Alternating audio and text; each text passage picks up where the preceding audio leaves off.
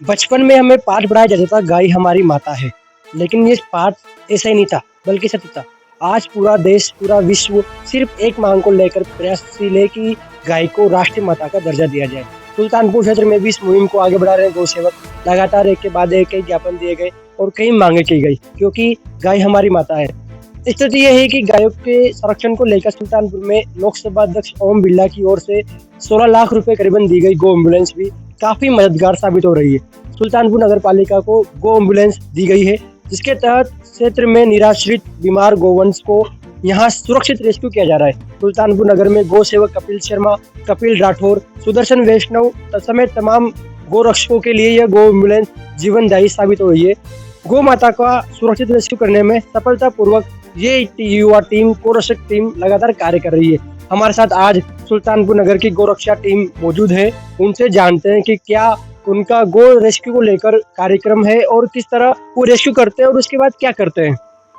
जय श्री राम, जय गौ माता। सभी ग्रामवासियों से निवेदन है कि गाय हमारी माता है। नहीं, हमारी अपनी माता को हम रोड पे नहीं छोड़ सकते, क्योंकि गौ माता को राष्ट्र माता दर्जा दिलाने के लिए सभी ग्रामवासी साथ दे रहे हैं।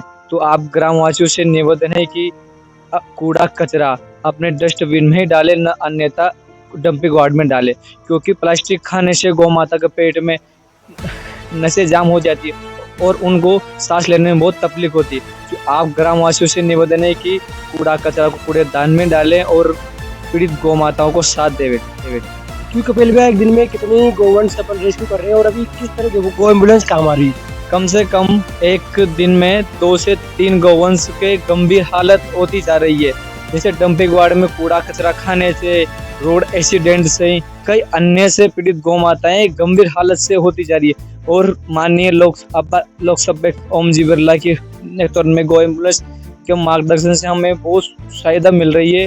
नहीं, हमें पैसे लगवाने की जरूरत आ रही है। बहुत बहुत धन्यवाद, हम उनका बहुत बहुत धन्यवाद करते हैं। क्यों सुदर्शन भैया बताओ किस तरह से अपन गौवंश को रेस्क्यू करने के बाद कहाँ रखते हैं और क्या करते हैं। हम पहले तो जो हमको सूचना मिलती है कि भाई अपने गांव में गौवंश है जिसको जानवरों ने, कोई जानवर भी काटते हैं, कोई बीमारी हो जाती है, तो उसको हम पहले तो हॉस्पिटल आते हैं, गवर्नमेंट हॉस्पिटल में उसका उपचार करवा के गौशाला में हम उनको रखते हैं। फिर वहाँ पे भी डॉक्टर है तो वो भी देखता है, देखभाल करता है, तो उसको रिकवरी हो जाती है। बहुत से गौवंश तो रिकवरी हो जाती है, बहुत से गौवंश का इलाज चल रहा है अभी। हमने कम से कम अभी 1 महीने में 10-12 गौवंश का रिकवर किया है। अच्छा पालन हो के 2-3-7 गौवंश तो बढ़िया हो गए और वो आराम से चारा वारा खाने लगे। क्या कमी महसूस होती है अपन को, क्या जरूरत है। कमी ये महसूस होती है, एक नई सरकारी गौशाला खुल जाए तो हमें और हमारी पीड़ित गौ माताओं को इतना आराम मिले, जो हम पीड़ित गौ माता के लिए जो संघर्ष कर रहे हैं, नए दिन देखते हैं, नई रात देखते हैं, जो पीड़ित गौ माता के लिए केस आते हैं। जब हम पीड़ित गौ माता को गौशाला ले जाते हैं तो गौशाला मना करते हैं कि तुम्हारी गौशाला खुला ऑपरेशनल।